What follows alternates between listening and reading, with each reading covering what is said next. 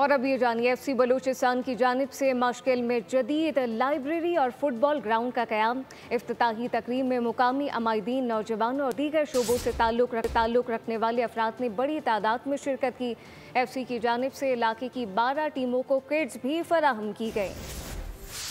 FC Balochistan की जानिब से माशकिल में जदीद लाइब्रेरी और फुटबॉल ग्राउंड का क़याम। इफ्तिताही तकरीब में मुकामी अमायदीन, नौजवानों और दीगर शोबों से ताल्लुक़ रखने वाले अफराद ने बड़ी तादाद में शिरकत की।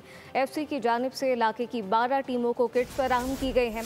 बड़ी तादाद में शिरकत की गई, किट्स भी गई हैं FC की जानिब से। साथ साथ FC बलूचिस्तान की जानिब से माशकिल में जदीद लाइब्रेरी और फुटबॉल ग्राउंड का क़याम। इफ्तिताही तकरीब में मुकामी अमायदीन, नौजवान और दीगर शोबों से ताल्लुक़ रखने वाले अफराद ने बड़ी तादाद में शिरकत की है। FC की जानिब से इलाके की 12 टीमों को किट्स भी फराहम की गई हैं। सब्सक्राइब करें और बेल दबाएं ताकि कोई खबर रह न जाए।